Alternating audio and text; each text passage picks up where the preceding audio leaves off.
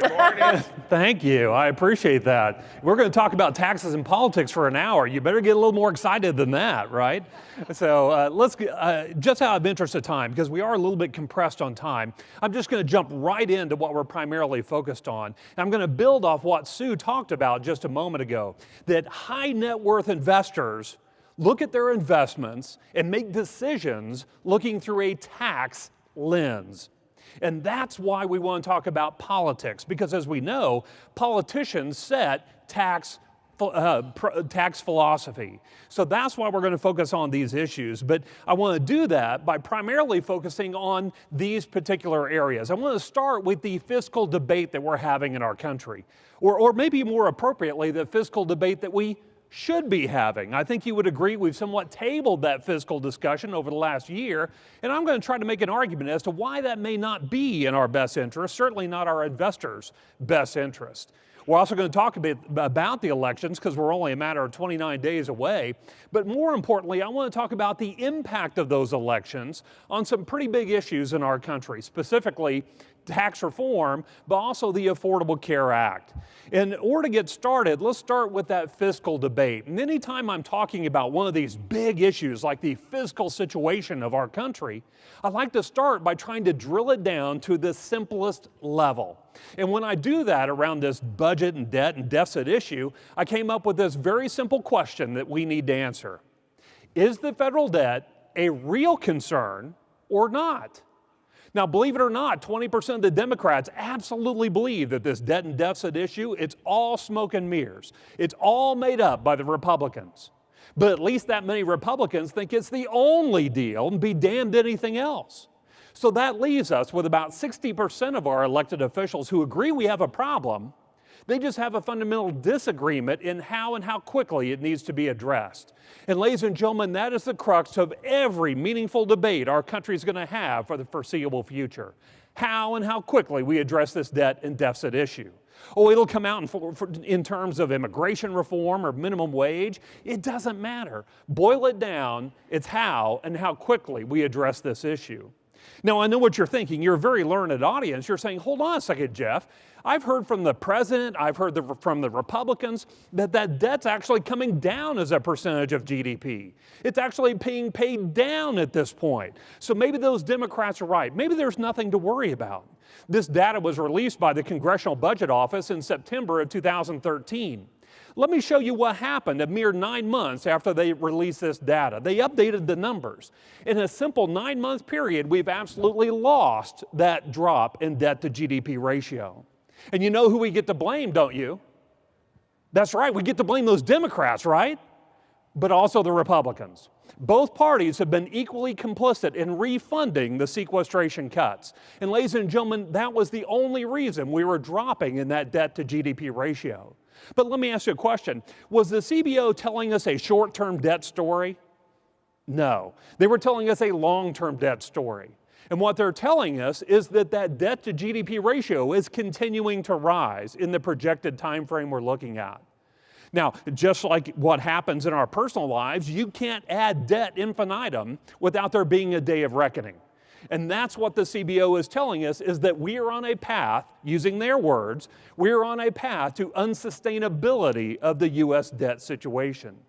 And that sounds a little scary, so we probably ought to discover what's driving that issue. Well, it really is nothing more than the difference between the federal government's revenue, i.e. federal tax revenue, and what it spends on an annual basis. And I know what you're saying. You're looking at that graph and you're saying, well, Jeff, that line's not that far apart. Maybe that's not that big of a deal. Well, keep in mind, ladies and gentlemen, first of all, we're talking about hundreds of billions of dollars. So it is a challenge. It's a real number. But more importantly than that, the United States is a little bit of a unique kind of debtor. And what I mean by that is we don't pay principal, do we? We only make interest-only payments. And we know how that worked out in the housing industry, don't we? So that's exactly the same type of debtor the United States is as it relates to this long-term debt. Now, if that's true, the other trend you notice is that those two lines are slowly separating. So we need to understand, well, what's driving that separation? And it boils down to the cost of health in the United States. Also, the entitlement programs, if you wrap all that together. If you think about the entitlement programs, they make up 60% of our federal budget. And we're talking about Social Security, Medicare, and Medicaid. Now, more concerning than that 60% number is how quickly they're growing. Right now, they're growing at 7.2% a year, and we understand why, but 7.2% growth rate in those entitlement programs is directly comparable to long-term GDP growth. Is there anyone here that thinks our long-term GDP growth in the United States is going to average 7.2%? Anyone? No. That's the problem. That's what's driving the separation of those numbers. Now that's the spending, that's that top little line, but what about that bottom line? Go back to the federal revenues. As you know, we had that huge tax increase in January of 2013. As a matter of fact, January 2013 tax increase was the largest tax increase in U.S. history in dollar terms. Even with that tax increase of 2013, we're still paying an average effective tax rate in the United States that's historically low. Now remember, effective tax rate is what we actually write a check for compared to our gross income. So as much as we have anxiety over marginal rates, the real number that we probably ought to pay attention to is that effective tax rate. And again, we're at an average effective tax rate that's rather low. Now, interest rates obviously play into this equation as well, and I'm going to leave that to the economists. Suffice it to say that our analysis right now is that we have a pretty complicit partner in reining out some of that liquidity that we have in our economy. So we're rather optimistic, if you will, that we can actually constrain long-term interest rate growth. But what is true is that clearly we are growing in that debt to GDP ratio, and that includes a normalization of those interest rates. But there are probably some wild cards that we need to take into account as well, right? We're talking about politics. So let's talk about some of the wild cards that we're focused on at the Washington Update. First of all would be foreign affairs. I think you would agree we put the country back on a stronger war footing as of late, and that comes at a cost. You remember what I said, that the only reason we were dropping in that debt to GDP ratio was because of those sequestration cuts? Well, ladies and gentlemen, the lion's share of those cuts were very backloaded. In other words, bigger cuts into the future. And by law, 50% of those cuts have to come from the defense budget. So if we're putting ourselves on a stronger war footing again, that's going to come at a cost. And that cost has to be funded somehow. And we know the likely outcome of that is additional issuance of debt in the United States. We also could have an economic surprise. And interestingly, as I travel around the country, primarily I do big client events. And when I talk to your clients, business owners, what they tell me is they're optimistic. They have cash on the sidelines. They're ready to take advantage of opportunities that they see once they have certainty. And that certainty seems to be centering around tax certainty. So you can see that blends right into tax reform, which we're going to talk about where the two parties are right now, but then also the Affordable Care Act. Now, a lot has been made about the cost of the Affordable Care Act. It was always projected that it was going to cost about $1 trillion in its first 10 years. And the good news is it's coming in just slightly over budget. And what that means in federal government's term is that it's about 10% over budget. So it's expected that it's going to come in about $1.1 trillion. So again, in federal government terms, that's not bad. That's about in line with what we would hope for in any type of federal program. Now, we can argue about the merits of the Affordable Care Act, and we are going to talk about the Affordable Care Act, but bottom line, the goal of the Affordable Care Act was to more broadly distribute health insurance in the United States. And that's because when we started this process, there were 60 million uninsured in our country. Now, what's clear is that we're in the implementation phase of the Affordable Care Act. What I like to say is that we're actually in the conviction bias stage of the Affordable Care Act's implementation. And you know what I mean, conviction bias, you deal with it every single day. If you have a client that comes in and they have a very strongly held belief about a particular issue, you can talk until you're blue in the face. You are not going to convince them that they're wrong. They're going to hold on to the one or two facts that prove that they're right. And that's exactly where we are right now. If you're a fan of the Affordable Care Act, there are a lot of great reasons for you to be excited. If you're not a fan of the Affordable Care Act, there are just as many reasons up there why you may not believe we're on the right track as it relates to the Affordable Care Act. What is clear is that this is a huge movement in our country, a huge law that we're trying to implement. And anytime we're implementing a huge law like that, it takes time to really understand the law's long-term efficacy, both positively and or negatively. So I don't know that 10 months into the implementation of the law, we have a firm grasp as to that long-term efficacy of the law. What that does allow us to do, though, is frees us up to look at the benchmarks, the long-term benchmarks of that law. And remember I said the goal was to more broadly distribute health insurance to the 60 million uninsured. It's anticipated that fully 30 million people will gain insurance for the first time. And that's awesome. That's half of the uninsured. But it also means that 30 million people will still lack affordable health insurance in our country, even after we fully implemented a guaranteed issue and guaranteed renewable health insurance program. Now, these 30 million people will still lacking affordable health insurance. They'll still be getting sick. They'll be waiting until they're acute, and they show up at our emergency room. Do our emergency rooms have to treat those individuals? Yeah, it's the law. And I know what you're saying. You're saying, but Jeff, that's the way it works now, so what's the big deal? And you're absolutely right. The real opportunity here are those 30 million people gaining insurance for the first time. And let me explain what I mean. If you and I got insurance for the very first time, you'd think the first thing we'd do is get a primary care physician, we'd get a thorough physical, and we'd start treating chronic conditions like high blood pressure, high cholesterol, all that fun stuff we get to deal with. Now, I imagine there's a pretty good contingency of people here from Massachusetts, right? In Massachusetts, it's about 7 years ahead of the rest of the country in implementing this type of program. So if you think about it, it's kind of a neat little test for the rest of the country. And we can glean some interesting statistics coming out of Massachusetts. And what we find in Massachusetts is when someone gets insurance for the very first time, what do you think they change about their consumer buying behavior? Nothing. They wait until they get sick, they wait until they're acute, even though they're fully insured, and they show up at the emergency room. So if we don't change the buying behavior of those 30 million people gaining insurance for the first time, ladies and gentlemen, we haven't saved a dime. We've just traded pockets as to how we're paying for it, but we're still paying the same cost of health care. And there are lots of arguments as to why that individual would still wait and use the emergency room. Some of it is demographic, some of it is cost. Yeah, I'm insured, but I have a $5,000 deductible. I can't afford that either. So that's a challenge that we have inside the Affordable Care Act's implementation. But bottom line, one way or the other, that's influencing a lot of what's happening in Washington. Not as much politically as perhaps the Republicans had hoped moving into these midterm elections. But it also allows me to bridge slightly over to tax reform, because as you know, a big part of the Affordable Care Act is also funded through some tax changes. Now, how many of you here knew that there's actually a lot of bipartisan agreement on tax reform? How many of you knew that? Yeah, both parties agree that we should clean up and simplify the tax code. That's what they agree on. That's it. At that point, they go two very different directions. The Republicans want to clean up and simplify the tax code, all in an effort to broaden the base, in other words, more people paying in, but lower the marginal rates, and understand that the rewriting of the tax code will not generate one new dollar of federal tax revenue. Now, what the Republicans will tell us is that that will unleash untold economic growth, and that untold economic growth will generate a ton of new revenue for the federal government, and they're fine with that. They just don't want the writing of the code to generate one new dollar. Now, Democrats take a little bit different approach when it comes to tax reform. They want to clean up and simplify the tax code to make it more fair. And fair is a bit of a code word when we hear that from Democrats as it relates to tax reform. What they're really referring to is the progressivity of the U.S. tax code.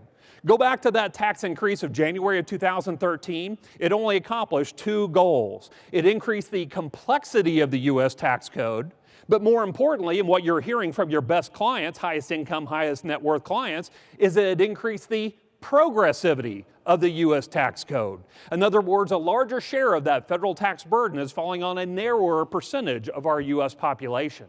And you know what? Democrats believe there's still a lot more room to increase the slope of that progressivity curve. So that's what they're primarily focused on, and to their credit, they've been clear. Most importantly, they've been consistent in that position. What they say is that we should cap all itemized deductions at 28%, regardless of what the highest marginal rate would be. As a matter of fact, they would also increase the marginal rate slightly. Additionally, they would also institute a minimum tax, in essence, a new AMT, or a different version of the AMT, called the Buffett rule. What they suggest is that if you're making more than $1 million of adjusted gross income on an annual basis, you should pay a minimum tax of 30%, regardless of the source of that income. Now start thinking about your clients that fit into that category. Now, right now, they just had a 67% increase in capital gains with that tax increase we just had in January 2013. Now they'd take an additional 40% raise in capital gains. Now, would that impact the advice and guidance you're giving to those high-income individuals? It better. It better change the way you're investing for those individuals because, again, remember, they look at investments through a tax lens. But the Democrats don't stop there. What they also suggest is that we go back to the 2009 estate tax rates, going from the current 5.3 roughly million exemption down to 3.5 million, go from the current 40% rate back up to 45% rate. Now, I really should parse my words. Ironically, this is not necessarily a Democratic initiative. What it is a President Obama initiative. President Obama is very fixated on going back to that 2009 estate tax code.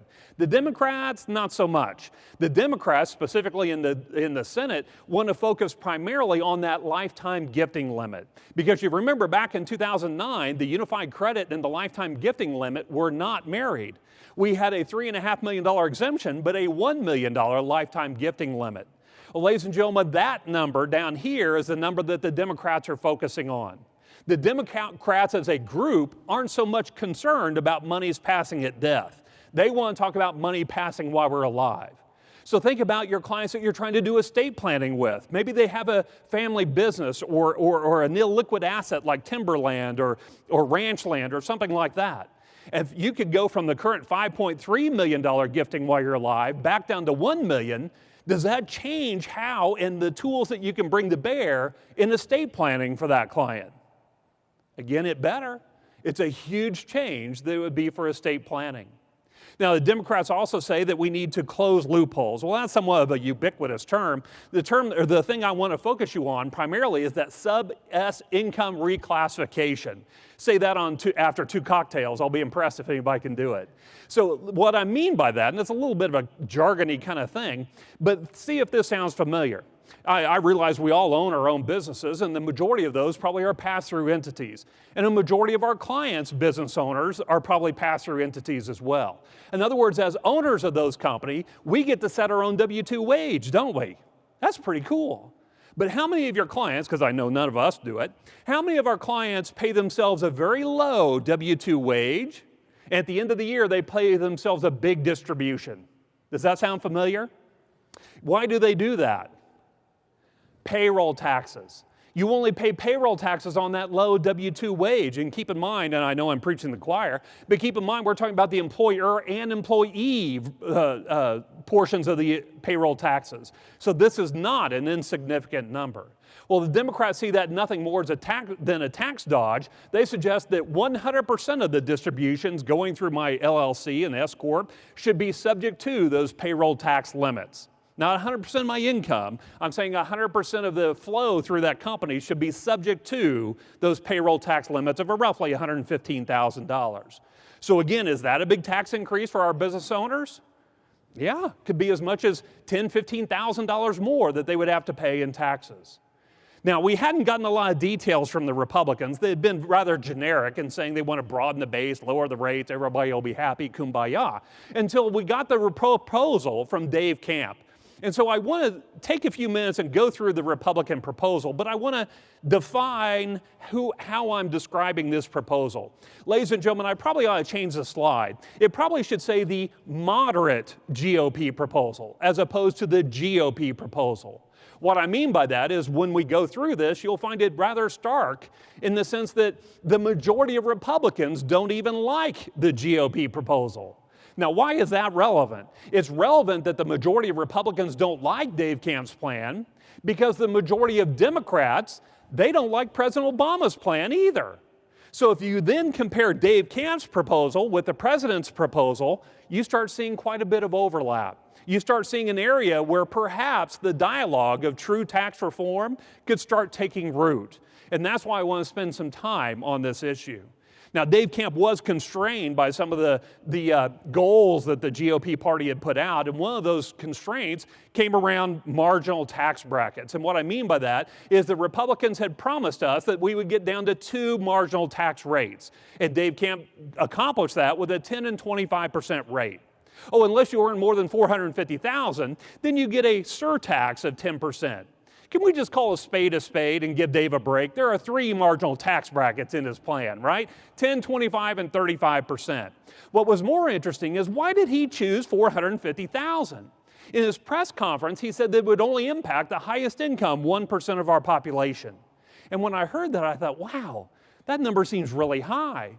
I remember a year and a half ago when we were talking about those 1%ers, they only made $360,000.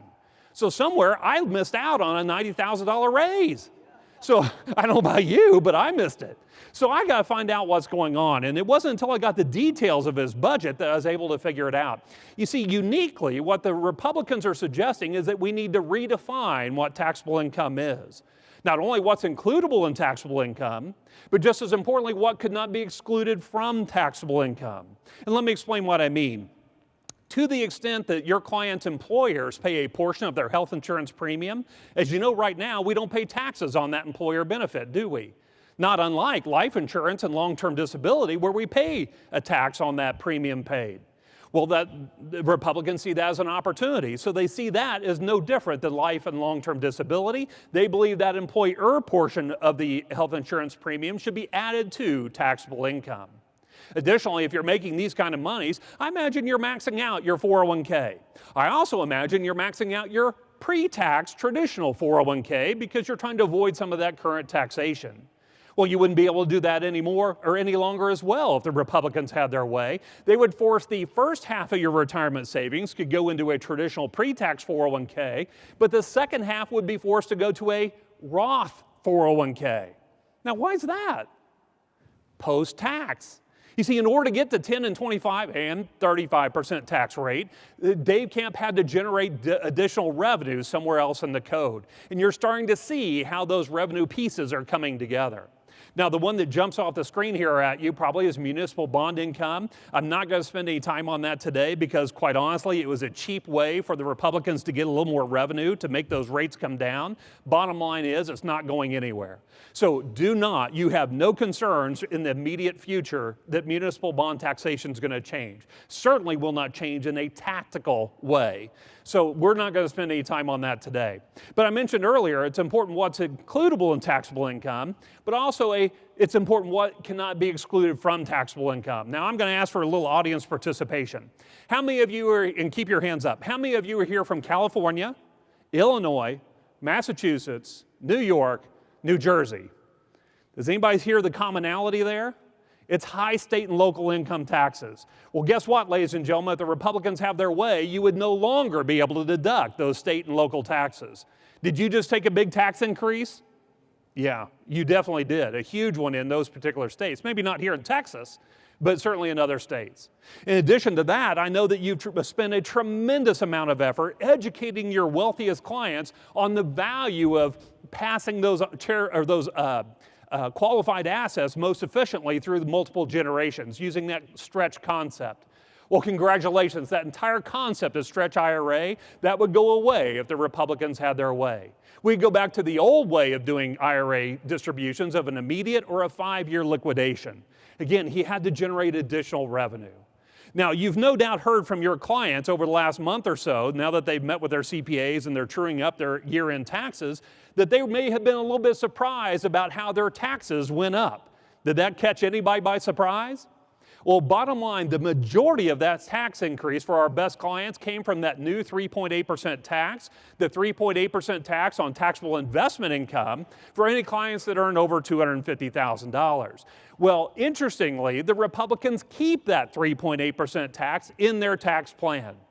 Now, go back to what I said when we started talking about the GOP proposal. I told you that this was the moderate GOP proposal, right? And in my opinion, which I guess is why I'm here, in my opinion, that this is the Republican moderates coming to grips with the fact that they are not going to have enough votes to actually repeal the Affordable Care Act. And so then they're saying, well, if we can't repeal it, let's at least make sure it's paid for. Because that 3.8% tax pays for half of the Affordable Care Act's expenses. Additionally, one thing that the Republicans added in there on the personal tax side, ironically affecting some of those same people that raised their hand earlier, is that mortgage interest rate deduction would go from the current $1 million down to $500,000. That was actually a part of Simpson-Bowles. Now I'm going to switch gears a little bit because Dave Camp is a very intelligent man, especially as it relates to taxes and how all that operates. And he realized that in our country, you cannot divorce personal tax reform from corporate tax reform.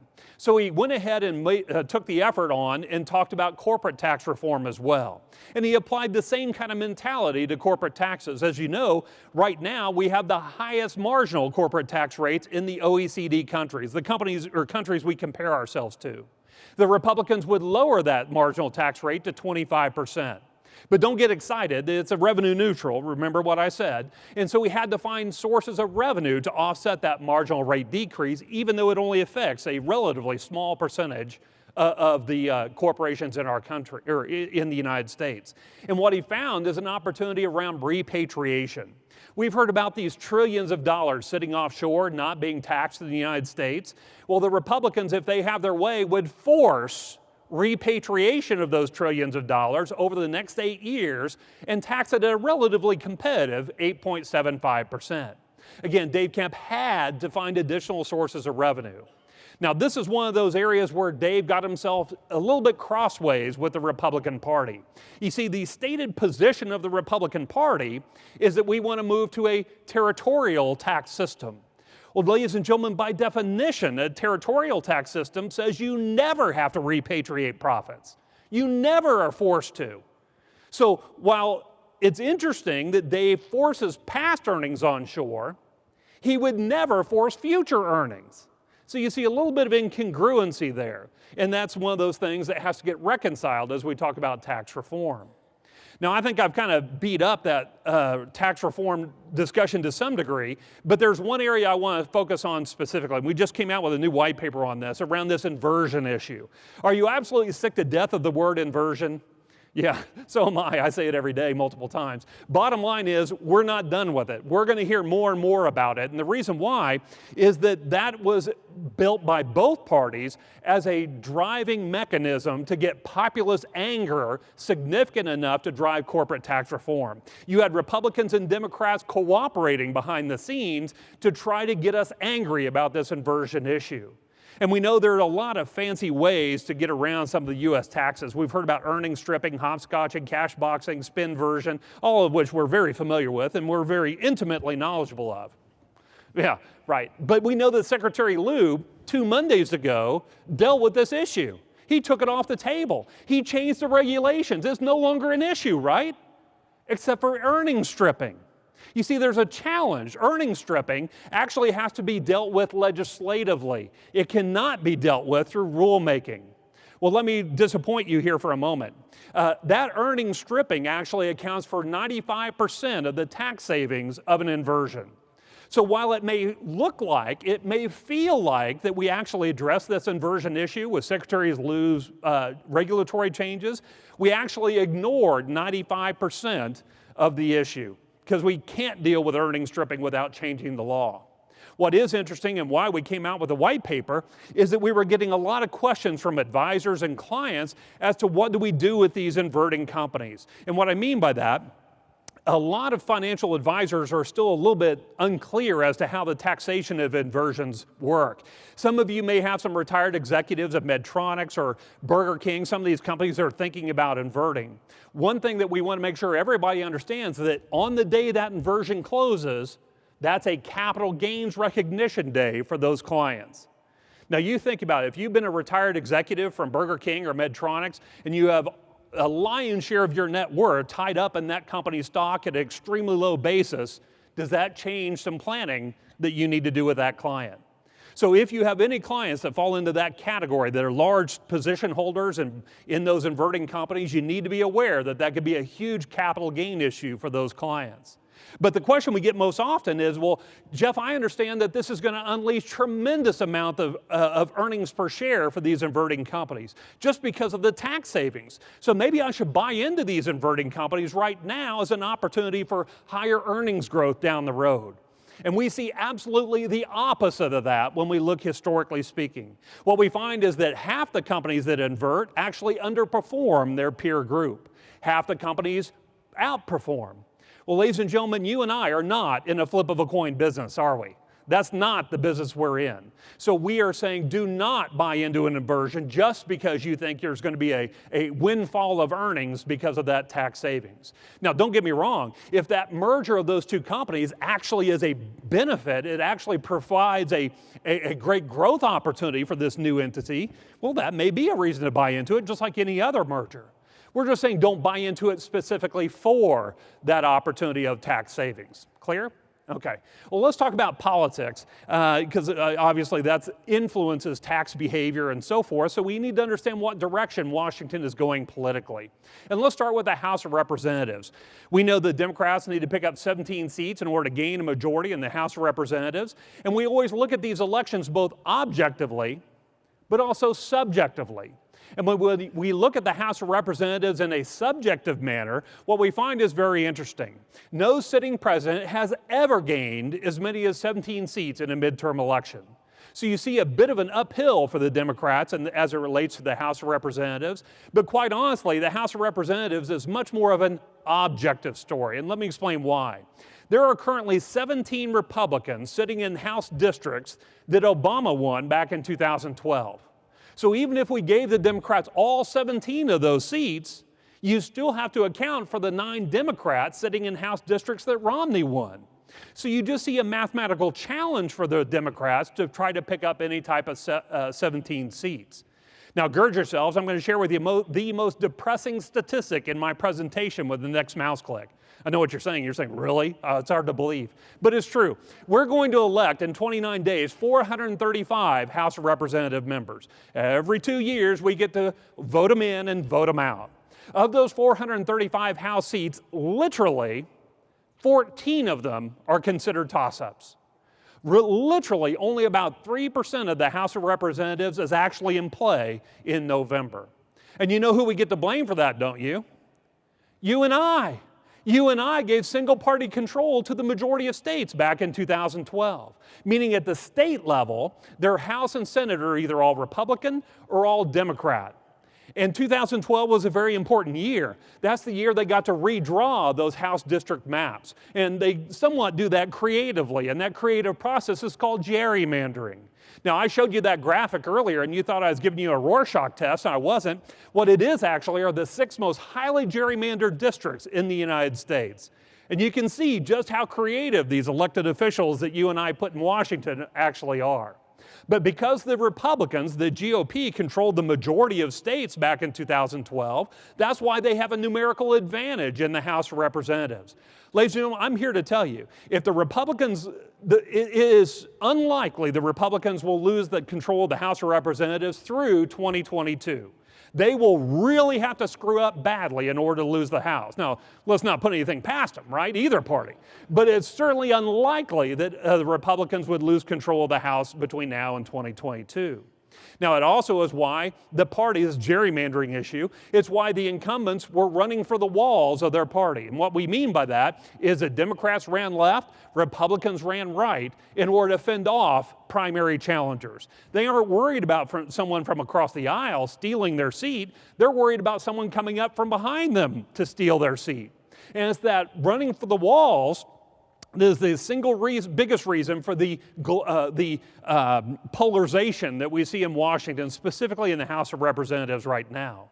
It also means the Senate elections are just that much more important. So let's talk about the Senate elections real quickly.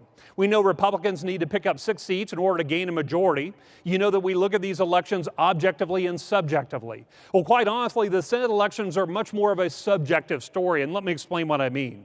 Someone help me out. How many years ago was this class of senators elected? 6 years ago. 6 years ago was 2008. And follow with me for real quick.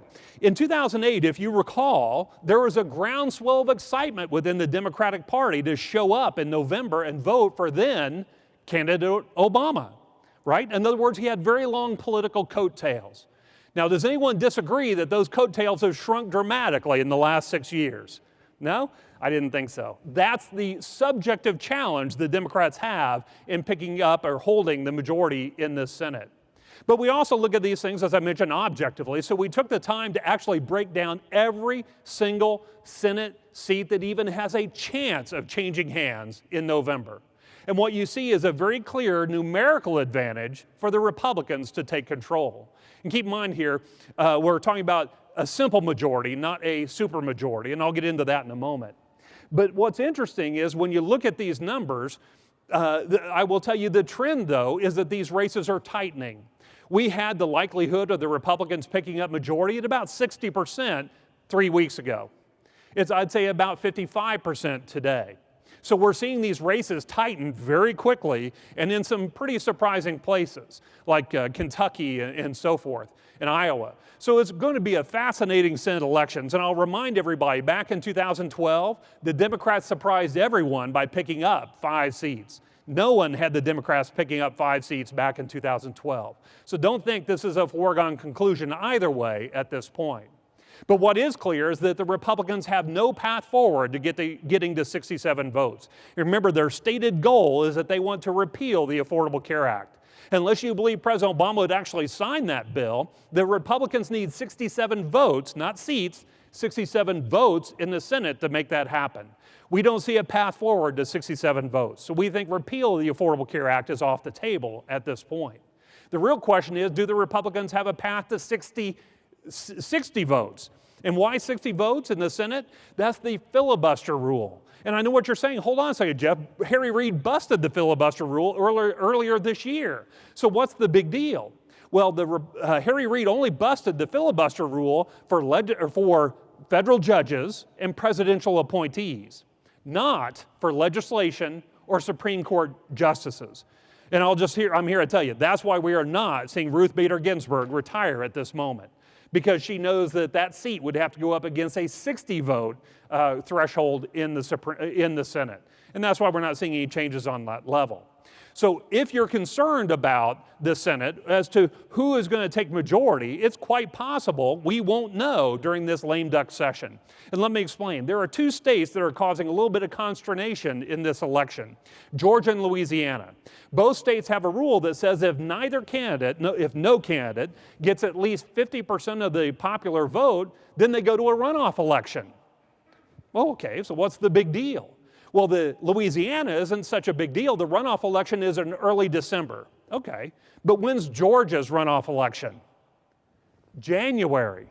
So we literally could go this entire lame duck session, and I think you would agree this lame duck has quite a bit of things they need to get done, not knowing who's going to be in majority in the 114th Senate. That's a very plausible scenario. I started to say likely, but it's not likely. It's plausible that we could end up in that environment.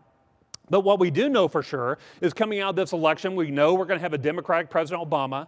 We know we're going to have a Republican House of Representatives. So we're still going to have that split government that we've come to love and enjoy so much. We're going to have that for a few more years, at least through 2016 at this point. So the real question is, what are the impact of these elections? And I somewhat let the cat out of the bag. I already told you the Republicans are not going to get to 67 votes, so repeal's off the table. But I really don't think that's the biggest question the Republicans need to answer as it relates to health care. What they really need to be asking themselves at this point is, how are we positioning the party for 2016 around this health care issue? Over the next 2 years, do we just continue to do nothing, absolutely nothing around health care? Or do we put forward our own idea to repeal and replace the Affordable Care Act with a market-friendly solution? Or do they move forward and just propose tweaks to the Affordable Care Act to make it more market-friendly? Watch that dialogue play out in the Republican Party. Much has been made about this divide within the GOP party, and we've heard nothing about it for the last 2 months or so, because now we're into general election season. But let me just tell you, ladies and gentlemen, that divide within the GOP party is very real and very much alive in Washington, D.C. So watch that play out as it relates to this health care issue. The other question is around tax reform. We are now saying, as sad as it is, and don't get me wrong, there'll be a lot of talk about tax reform in the 114th Congress. We just don't believe personal tax reform is going to happen. We see that now pushing off past 2016. And the follow-up question we often get is, what about estate taxes? Because that's a little bit of a cocooned part of the tax law. Well, right now, both parties are holding estate tax reform out there as a bargaining chip for personal tax reform. Because we don't believe personal tax reform is going to move forward, we do not believe that we will have any type of tactical estate planning tax changes, certainly nothing monumental. So with that, it leads us into corporate tax reform. Remember, ladies and gentlemen, not this summer, but last summer, we literally were within 2 weeks of getting corporate tax reform done. And we can talk about for hours the politics that went on behind the scenes, but that's not the point. Bottom line is there's actually a lot of common ground there. All we're talking about is debating what do we do with that windfall of profit coming from those repatriated assets. Do we do a one-time spend like President Obama suggested on jobs training and infrastructure? Or do we use it to pay down the marginal rate even further like the Republicans want to do? That is the only debate that's left to be had and finalized as it relates to corporate tax reform. Now, that begs the question then, what's going to happen to this tax extender package? You may have a lot of business clients that are holding back on capital expenditures because they're wondering whether they're going to get that bonus depreciation for tax year 2014. You may have clients who are over 70 and a half, that are philanthropically inclined, that you often were told, or you suggested in the past that they make their direct RMD transfer directly to a charity of their choice. By making the direct transfer from their IRA to a charity, it doesn't cycle through their personal tax return, and therefore it can't increase their effective tax rate. It just makes that charitable giving that much more powerful for the donor. Both of those issues are caught up in this tax extender package that we have right now. Both parties agree that that extender package must pass in the lame duck session. So for your philanthropically inclined clients over 70 and a half, we believe they'll still have that opportunity to do that direct transfer. For your bonus depreciation clients, I think one of the upsides that we could see coming out of this lame duck session is a 2-year extension to that bonus depreciation. That could be one of those economic upside surprises, and we could finally see some of this cash, from a business perspective, some of this cash getting redeployed for economic growth. That's one of the positive things that we're looking at. So we've got 13 minutes, and I want to take some questions and see what's on your mind, what questions you're getting from your clients, but then I have a few minutes that I want to wrap up with at the end. So let's see what questions or comments you have. Yes, back here. Great presentation, thank you. Thank you. This has to do with a proposal that came up, discussion about taxing earnings in IRA accounts that came up a few years ago. And also you had something up there about forced Roth issues for taxability. Is there any chance that the government can go ahead and tax Roth earnings or Roth distributions? Yeah, the federal government can do anything they want to some degree, right? The question is, what can they get away with before we show up with pitchforks, right? That's the real question. So the question on forced Roth, you asked two questions there, really. The one concern that a lot of high net worth individuals have is that Roth IRAs will now be taxable. I see no effort being made in that area. Okay, that was much more of an internet rumor scare thing that was going on. What has been discussed, and I think will be discussed, and I think it's quite possible that it could eventually happen as we talk about personal tax reform, is that Roth IRAs would now be subject to RMDs. Let's be honest, ladies and gentlemen, we figured out Roth IRAs a long time ago, didn't we? We figured out that they're not a retirement tool, are they? They're an estate planning tool. So we figured out how to kind of play with the system that benefit our high net worth investors. Well, Congress is asking themselves, well, hold on a second. We gave this very unique tax status to this type of an account for retirement, but you're using it for estate planning and wealth transfer. So they're saying, you know what, if we're going to give you that tax-free growth and tax-free distributions, it must be used during retirement. So I think any discussion around Roth would center much more around the idea of an RMD for Roth IRAs. Now, the second question, you referenced my presentation about forced Roth. I want to explain again what that means. What they're suggesting is above a certain income threshold, half of your retirement savings would be can go to a pre-tax 401k, but the second half would be forced to go to a Roth 401k. Okay, so it's not saying that you can no longer use a traditional 401k. They're bifurcating your retirement savings into pre-tax and post-tax. Okay.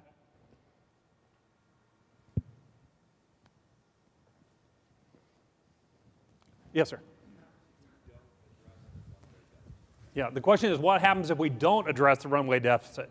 Well, that's a great question, ironically, because a lot of people think it means we go bankrupt, right? Or we default and things like that. I think, unfortunately, if we do not address it, we will be dealing with default discussions, but we will not default. We are an asset-rich country. We really are. For God's sakes, we bought Alaska. We could sell Alaska if we had to, right? I mean, yeah, I know. I'm sorry if I made anybody from Alaska mad, but we could. I'm sure the Russians would probably figure out a way to finance that. But the reality is we're an asset-rich country. So the likelihood of us actually going bankrupt or defaulting on our debt, we really see as nil. We, as a matter of fact, back in 2011 and some degree 2012, but primarily 2011, we were advising our clients, oh my God, get ready, get some powder dry because that's going to be a great buying opportunity. And you saw that every single time we were in that default scenario, default discussion, there was a great equity buying opportunity. So we see those discussions as buy-in opportunities, points of entry for clients who have some, cash on the sideline. Yeah. Yes. Is there still a concern that who is financing our debt as far as Yeah, the question is there still a concern of who's financing our debt? Great question. Japan and China, but primarily China, have been buying about 80% of the U.S. Treasuries issued since 2008. We know that earlier this year they had actually been decreasing their holdings, right? They've been they've been slowing their purchases of U.S. debt, lowering aggregate demand for Treasuries.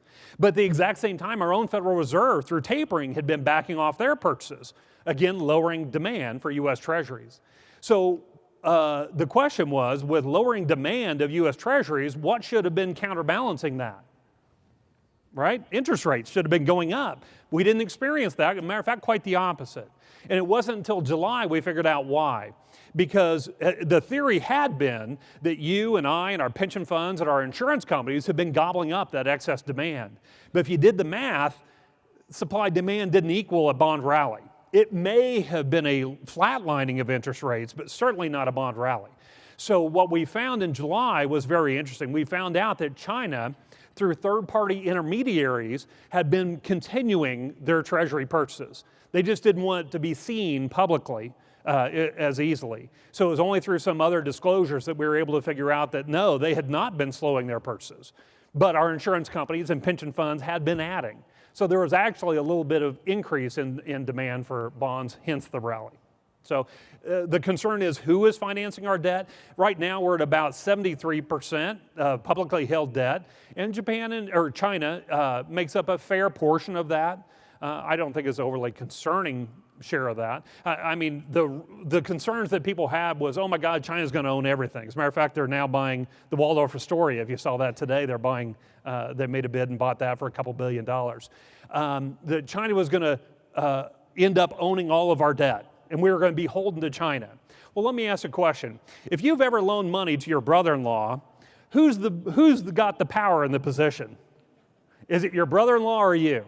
You would hope it's you, but let's be honest. At some point, who owns who? And who has the power? So there's a net neutralization factor in any country that owns a lot of your debt. So I personally don't have a lot of concern there. I think that would be a great question to ask your wonderful economists. I think you're going to have them in breakouts, if not on stage. So, question over? I think there was one over here, wasn't there? Okay, yes, yes, sir. Yeah.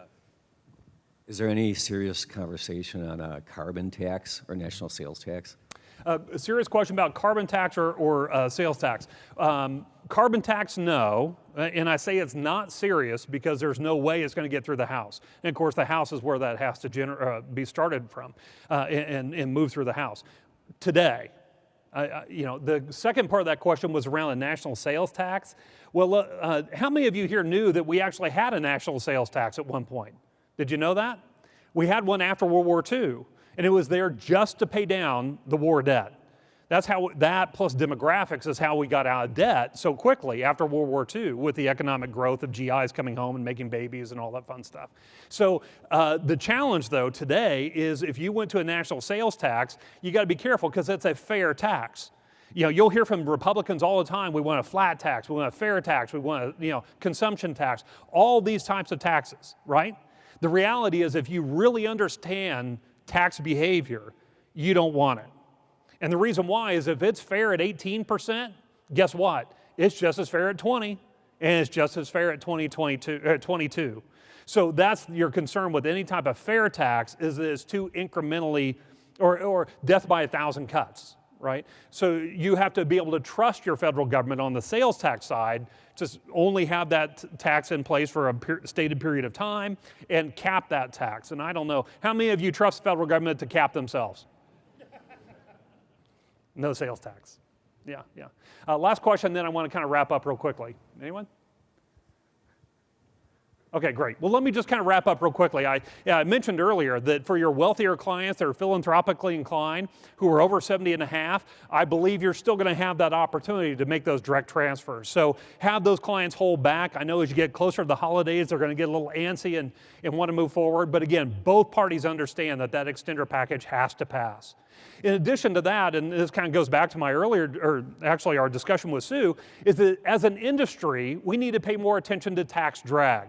Let's be honest, we've been lazy as an industry for the last 14 years because tax rates have been so low. What I'm suggesting and what I tried to point out is that the progressivity of the code is what's changing. And that progressivity curve is likely to impact your highest income, highest net worth clients disproportionately moving forward. And I think the real value of a financial advisor is one that understands not only asset allocation, but let's be honest, we can somewhat outsource that to home office and so forth, but it's understanding how that right asset allocation marries with the right product allocation looked at through that tax lens. And that takes knowing your client. And the good thing about that is no computer will ever be able to replace that value that you can provide to that client. I think that is truly the definition of value in the future. And strategies like tax harvesting, tax managed, tax-free, tax-deferred, all of those things are going to be more and more valuable to your highest net worth clients. And then my final bullet point here is around income sustainability and retirement sustainability. If any of you have talked to your clients about annuity products in the past, you may have fallen into the trap of using the G word, right? Guaranteed. What happens when you tell a client something's guaranteed? They probably get a little skeptical, don't they? They kind of pull back and say, okay, what's the catch? What I encourage you to do is change that dialogue with your clients. Start talking about building retirement sustainability. And I suggest the dialogue could go like this. Bob and Mary, when I worked with your parents, my job was easy. I was just there to make sure that they could take the family on a bigger vacation or have the condo in Florida or whatever the case is. But when I started working with your generation, and honestly my generation, my job changed tremendously. Now, I have a job that's very different because your parents had the fortunate opportunity to have a pension fund. They had sources of guaranteed lifetime income. Well, you and I don't have that, do we? So it's my job now to build sustainability into your portfolio. And that sustainability comes from a personal understanding of your unique situation, your unique tax scenario, and how I marry that proper allocation with the right product offering to make all that marry together to increase sustainability. You have that discussion with a client, completely different. You're going to see them lean in and engage in that discussion because now you're talking about what they care about. They want to make sure that that income is there in perpetuity for them and whatever their bequests are and so forth. Now, if you like anything we talked about today, you can see our website here, thewashingtonupdate.com. But let me ask a question. How many of you are on Twitter? Quick show of hands. Yeah, that's a problem that we've had in the business, is that we came out with this Twitter site, and it's great, we have a lot of followers, but come to find out, maybe 10% of our audience is actually on Twitter. And the reason we came out with Twitter is I know your financial reading inbox is this deep, and I can't do anything about that. But what I can help you with is your political and tax reading. And we do that via Twitter, because every single day we find articles in our daily research that we think are valuable, and we'll tweet that article out. 1, maybe 2 a day. So it's not overwhelming. But it allows me to keep you abreast as to what we're reading that we think is valuable, and cutting through a lot of the BS that's out in the marketplace. Well, because none of our clients had Twitter, we came out with an app. If you're on an Android device, you can download our app. We're in the Apple approval process. If anyone here knows somebody at Apple, please have them approve our app. It's been 3 weeks. Literally, look for us in your, what's that? Oh, I thought somebody said something. But anyway, thank you very much. I appreciate your time today. I hope you have a great rest of your meeting. Thank you.